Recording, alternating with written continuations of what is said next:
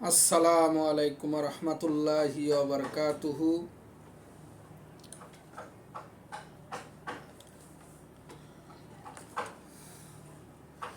নাহমাদুহু ওয়া নাসাল্লি আলা রাসূলিল কারীম, আম্মা বাদ। সবচেয়ে প্রথমে আল্লাহ রাব্বুল আলামিনের জন্য তারিফ আর জেবা, সমস্ত প্রশংসা আল্লাহর জন্য, যিনি আমাদের ভালো রেখেছেন, সুস্থ রেখেছেন। রাখার পরে আমাদেরকে হাদিস কোরআন নিয়ে একটু ভাবা চিন্তার তৌফিক দান করেছেন। এতে আমরা সবাই মিলে বলবো আলহামদুলিল্লাহ। যারা সামিন একরাম, যারা শুনতেছেন আমার কথাগুলো, তাদেরকেও বলতেছি আপনারাও বলেন আলহামদুলিল্লাহ। কেননা আল্লাহর প্রশংসা আমাদের সবসময় বয়ান করা উচিত, নিঃশ্বাস নিতে এবং নিঃশ্বাস ছাড়তে। কেননা আল্লাহর শুকরির কারণেই আমরা আজ ভালো আছি, আমরা সুস্থ আছি। এখানে আমি সূরা তওবার 20, 21, 22, 23, 24 আয়াত আমি আপনাদের সামনে তুলে ধরব। আল্লাহ যেন কামিয়াব করে, তৌফিক দান করে। এখানে আল্লাহ বলতেছেন ওয়াল্লাহু লা ইয়াহদিল কাওমাজ জালিমিন, 19 নম্বর আয়াত, যে আল্লাহ কোনো অবস্থায় হেদায়েত দেন না।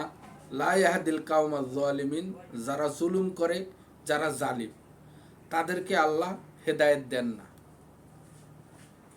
মারাত্মক কথা যে আল্লাহর বিরুদ্ধে আচরণকারী আমাদের দেশে বহু আছে। নিজেকে বলে আমি মুসলিম, আমি আল্লাহওয়ালা, আমি মুসলিমের ঘরে জন্ম নিয়েছি, গরুর মাংস খাই, তারপরে ঈদে নামাজ পড়ি, জুম্মার নামাজ পড়ি। এটা দিয়ে মুসলমান হওয়া যায় না। মান তারাকা সালাতা মুতাআম্মিদান ফাকাদ কাফার, যে ব্যক্তি এক ওয়াক্ত নামাজ ছেড়ে দিল সে কাফের হয়ে গেল। এটা আমার কথা না, জনাবে মুহাম্মদ রাসূলুল্লাহ সাল্লাল্লাহু আলাইহি ওয়াসাল্লামের কথা। তাহলে এক ওয়াক্ত নামাজ যে ছেড়ে দেয় সে কাফের হয়ে যায়। তাহলে আপনি জুম্মার নামাজ পড়ে আর ঈদের নামাজ পড়ে আর গরু মাংস খায় কেমনে মুসলমান আছেন? এটা আমাকে কোরআনের আলোর থেকে একটু বুঝাইয়া দিবেন কি? যারা আল্লাহর বিরুদ্ধে আচরণ করে, আল্লাহ বলতেছে যে ইমানের জায়গায় কুফরিকে প্রাধান্য দেয়। মানে কুফরি কাকে বলে? কুফরি ওইটাকে বলে যে আল্লাহ যে কোরআনের ভিতরে হুকুমগুলো দিয়েছে, আল্লাহ যে আদেশ করেছেন, সে আদেশের অমান্যতা করাটাই হলো কুফরি করা। আর আল্লাহ যেগুলো হুকুম করেছে সেইগুলোকে পালন করার নামই হলো ঈমান। তো এখানে বলতেছে আল্লাযীনা আমানু ওয়া হাজারু ওয়া জাহাদু ফি সাবিলিল্লাহি বিআমওয়ালিহিম ওয়া আনফুসিহিম আজামু দারাজাতান ইনদাল্লাহি ওয়া উলাইকা হুমুল ফাইজুন। এখানে আল্লাহ রাব্বুল ইজ্জত বলতেছেন সূরা তওবার 20 নম্বর আয়াত, যে যাহারা ঈমান এনেছে, মুসলিম হয়েছে, হ্যাঁ, ওয়া হাজারু, আর জেহাদ করেছে, হিজরত করেছে।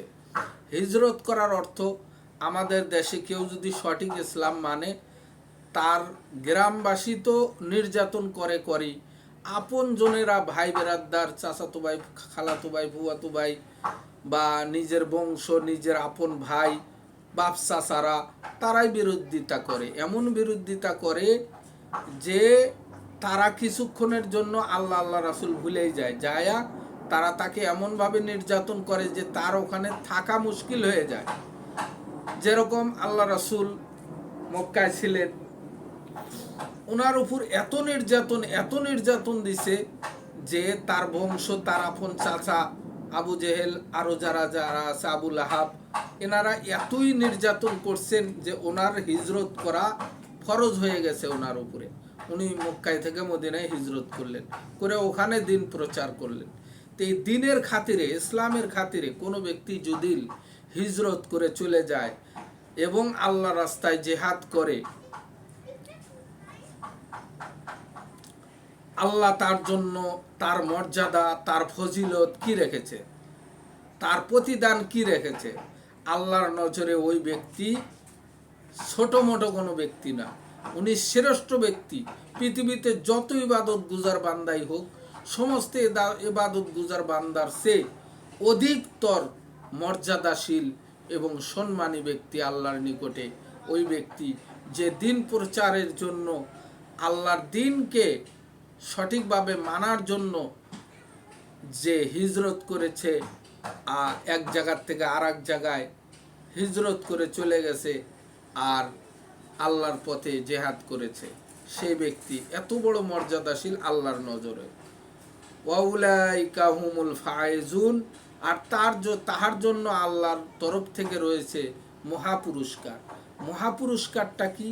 সেটা হলো যে আল্লাহ তার উপর এত খুশি হয়ে গেছেন যে তার জন্য জান্নাতের ভেতরে একটা উচ্চ মর্যাদা এবং একটা ভালো পর্যায়ে বা তার জন্য একটা উচ্চ মর্যাদা রেখে দিয়েছেন জান্নাতের ভেতরে। সেটাকে বলা হয় যে সেই হবে সফল কাম। উলাইকা হুমুল ফায়েজুন, সেই হবে সফল কাম। আর সফল কাম কাকে বলে? সফল কাম ওই যে আল্লাহকে রাজি খুশি করে জান্নাতকে বিজয় করে নিয়েছে, সেই তো সফল কাম। আচ্ছা, ইউবাশশিরুহুম রাব্বুহুম বিরহমাতিম মিনহু ওয়া রিদওয়ানিন ওয়া জান্নাতিন লাহুম ফিহা নাঈমুম মুকিম। এখানে ওয়াহাদের প্রতিপালক ওয়াহাদিককে সুসংবাদ দিতেছেন যে সেও দয়া ও সন্তানের এবং জান্নাতের সেখানে আছে তাহাদের জন্য স্থায়ী সুখ শান্তি। তো এখানে আল্লাহ রব্বুল ইজ্জত 21 নম্বর আয়াতে বললেন যে আল্লাহ তাদের উপরে এত খুশি হয়েছেন যে তাদের জন্য রেখেছে জান্নাত এবং জান্নাতের ভেতরে অনেক সুখ শান্তি, যেটা আপনি চাওয়া মাত্রই পাওয়া যাবেন। আর জাহান্নামটা হবে আপনার মনের বিরুদ্ধে, আপনি যা চাবেন সেটা দেবে না, আল্লাহ আপনাকে যে শাস্তি দেবে সেই শাস্তি। আর জান্নাতের ভেতরে আপনার মনের ইচ্ছা চলবে, যা চাবেন আল্লাহর কাছে সেটাই পাবেন। তাহলে আপনার মনের ইচ্ছা চলবে জান্নাতের ভেতরে, আর আপনার মনের বিরুদ্ধে চলবে জাহান্নামের ভেতরে। তাহলে মনের বিরুদ্ধে যেটা হবে সেটা কতই না কষ্টদায়ক আর কতই না ভয়াবহ হবে। আর যেটা আপনার ইচ্ছা, আপনার এটা খাইতে ইচ্ছা করছে না, আপনার ওইটা খাইতে ইচ্ছা করছে, চাওয়া মাত্র হাজির। এরকম আপনি যখন যা চাইবেন আপনার মনের ইচ্ছা মতে জান্নাতে চলবে, আর জাহান্নামের ভেতরে আপনার মনের বিরুদ্ধে চলবে। আচ্ছা, 22 নম্বর আয়াতে সূরা তওবার 22 নম্বর আয়াতে বলতেছে যে খালিদিনা ফিহা আবাদা ইন্নাল্লাহা ইনদাহু আজরুন আজিম। তারা তো তার ভেতরে চিরস্থায়ী থাকবে, নিশ্চয় আল্লাহ ওদেরকে উত্তম প্রতিদান দেবেন, মহাপুরস্কার দেবেন। আল্লাহর নিকট আছে তাদের জন্য মহাপুরস্কার। এখন কি পুরস্কার সেটা আমি আপনাকে কি দিয়ে বুঝাই, এটা আপনাকে আমি বুঝাইতে পারতেছি না, বুঝাইতে আমি অক্ষম। আল্লাহ এত বড় মহাপুরস্কার রেখেছেন। আর 23 নম্বর আয়াতে আল্লাহ তাদের বিষয়গুলো তুলে ধরলেন, ভাগে ভাগ করে দিলেন যে কোন মানুষ কি কাজ করলে কি প্রতিদান পাবে। এখানে বলতেছি ইয়া আইয়ুহাল্লাযীনা আমানু লা তাত্তাখিযু আবাউকুম ওয়া ইখওয়ানুকুম আউলিয়া ইন ইসতাহাব্বুল কুফরা আলাল ঈমানি ওয়া মান ইয়াতাওয়াল্লাহুম মিনকুম ফাউলাইকা হুমুজ জালিমুন। এখানে আল্লাহ রাব্বুল ইজ্জত বলতেছেন যে ঈমানওয়ালা যারা ঈমান এনেছো, তোমরা কি করো? তোমরা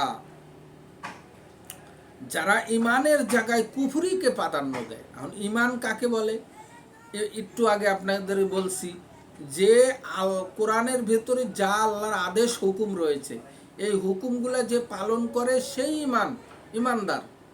আর যে আল্লাহর হুকুম করছে, আল্লাহ কইছে নামাজ পড়ো, নামাজ পড়লো না, রোজা রাখো, রোজা রাখলো না, হারাম হালাল বাইসা খাও খাইলো না, সুদ খাইও না, ও খাইলো, এরকম আল্লাহ যে হুকুম করেছে, আদেশ নিষেধ করেছে, তে আদেশ করছে যেটা, সেটাও যদি সে বিরুদ্ধে আচরণ করে, খেলাপ করে, আল্লাহর আদেশ মানে না, এবং আল্লাহ যেটা নিষেধ করছে সেটা নিষেধও মানে না, ও ওই কাজটাই করে যেটা আল্লাহ নিষেধ করেছে, এই আদেশ নিষেধগুলা যে বিরুদ্ধে আচরণ করে, আল্লাহর বিরুদ্ধে আচরণ করে, সেই কুফরি করে।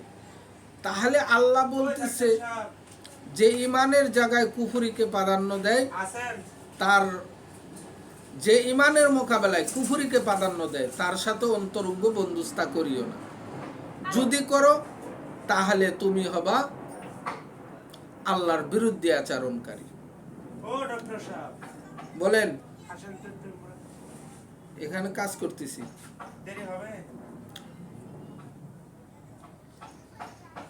হ্যাঁ একটু দেরি হবে।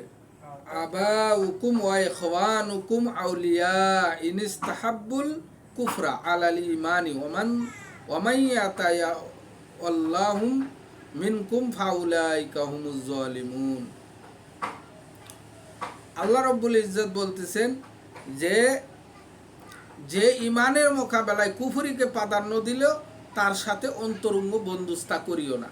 সে ব্যক্তি যদি তোমার বাপও হয়, তোমার ভাইও হয়, তাও তার সাথে অন্তরঙ্গ বন্ধুস্তা করা যাবে না, কেননা আল্লাহ নিষেধ করেছে। আপনি হয়তো ভালো মানুষ, আপনি আল্লাহর ইবাদত গুজার বান্দা, আল্লাহর হুকুমের ফরমাবরদারি করেন, কিন্তু আপনার বাবা করে না, আপনার ভাই করে না, আর আপনার ভাই বাবাকে আপনি কি করবেন, তাকে তো ফালায় দেওয়া যায় না।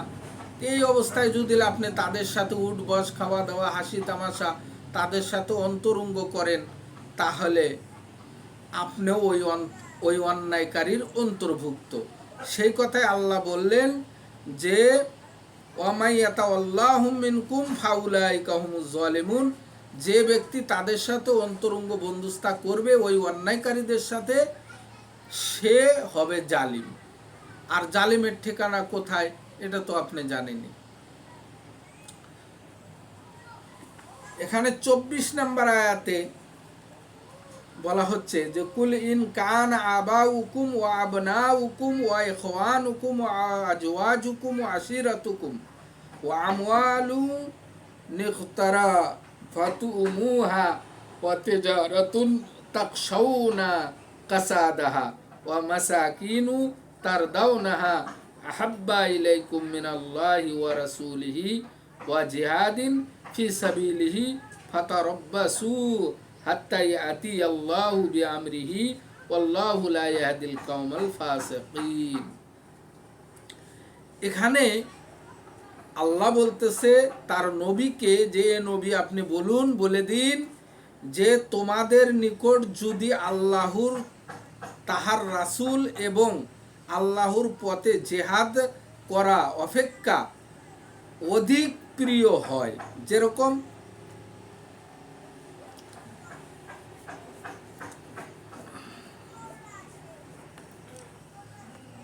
তোমাদের পিতা, তোমাদের সন্তান, তোমাদের ভ্রাতা, তোমাদের পত্নী, তোমাদের স্বগোষ্ঠী, তোমাদের অর্জিত সম্পদ, তোমাদের ব্যবসা বাণিজ্য, যাহা মন্দা পড়ার আশঙ্কা করো, এবং তোমাদের বাসস্থান যাহা তোমরা ভালোবাসো, তবে অপেক্ষা করো আল্লাহর বিধান আসা পর্যন্ত। আল্লাহর সত্য ত্যাগী সম্প্রদায়কে সৎ পথে পরিচালিত করেন না। এখানে বলা হচ্ছে যে আপনি যে আল্লাহর ইবাদত করেন, তারপরে আপনাকে নিজেকে কি করতে হবে, আল্লাহর কাছে আল্লাহর সুপুর্দ করে দিতে হবে, আল্লাহর হাওয়ালাই করে দিতে হবে, আল্লাহর কাছে আত্মসমর্পণ করতে হবে। আত্মসমর্পণ বলতে ওকে বোঝায় যে আপনার ধন মাল, ব্যবসা, বাড়ি ঘর, এগুলো যদি আপনি ক্ষতি হওয়ার আশঙ্কা করে আপনি যদি ছাড় দিয়ে চলেন, বাতিলদের সাথে চলেন, অন্যায়কারীদের সাথে চলেন, তাহলে তুমি অপেক্ষা করো ওই দিনের, যে দিনে ইসরাফিল আলাইহিস সালাম সুরে ফুঁক দিবেন, আর হাসরের দিন উপস্থাপন হবে, সেই দিনকার তুমি অপেক্ষা করো।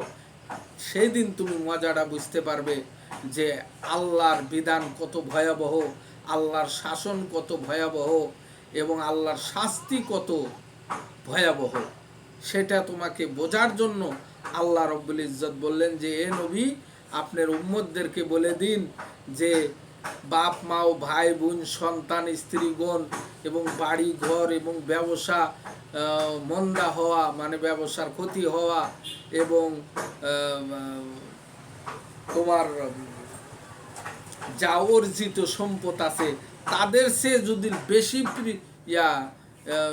আল্লাহ রাস্তায় জেহাদ করা এবং আল্লাহর পথে চলা এবং আল্লাহর সঠিক দিনকে মানার চেয়ে বেশি প্রিয় যদি এগুলো হয়, তোমার বাপ মা ভাই বোন সন্তানাদি স্ত্রীগণ এবং তোমার বাড়ি ঘর ব্যবসা বাণিজ্য এগুলো যদি আল্লাহর পথের চেয়ে বেশি প্রিয় হয়, তাহলে তুমি অপেক্ষা করো আল্লাহর বিধান আসা পর্যন্ত। আল্লাহর বিধান আসা মানে আল্লাহ হুকুম করবেন ইসরাফিল আলাইহিস সালামকে, উনি সুরে ফুঁক দেবেন, দুনিয়া ধ্বংস হবে, হাসরের দিন সংগঠিত হবে, সে হাসরের দিনে তোমাদেরকে হিসাব কিতাব নেওয়া হবে, তুমি সেই দিনকার অপেক্ষা করো। আর আল্লাহ বলতেছেন যে ওয়াল্লাহু লা ইয়াহদিল কাওমাল ফাসিকিন, এই ফাসিকদেরকে, ফাসিক মানে কি, আল্লাহর বিরুদ্ধে আচরণ যারাই করে তাদেরকে ফাসিক বলা হয়েছে। তারাই ইসলামের ভিতরে একটা বিশৃঙ্খলা সৃষ্টিকারী। তে ফাসিকিন শব্দের অর্থ হলো যারা ইসলামের ভিতরে বিশৃঙ্খলা সৃষ্টি করে, মানে আল্লাহ একটা বিধান দিয়েছে, সে বিধান মোতাবেক না চলে তোমরা তোমাদের মন মতো একটা বিধান সৃষ্টি করে তোমরা আমল করো, তাদেরকে আল্লাহ ফাসিক বলছেন। আর এই ধরনের ফাসিকদের ব্যাপারে আল্লাহ বলছে যে ওয়াল্লাহু লা ইয়াহদিল কাওমাল ফাসিকিন, যে এই ফাসিকদেরকে আল্লাহ কোনো অবস্থায় হেদায়েত দেন না। এই বলে আমি আমার বক্তব্য শেষ করছি। সুবহানাকা আল্লাহুম্মা ওয়া বিহামদিকা আশহাদু আল্লা ইলাহা ইল্লা আনতা ওয়া আতুবু ইলাইকা। আসসালামু আলাইকুম ওয়া রাহমাতুল্লাহ।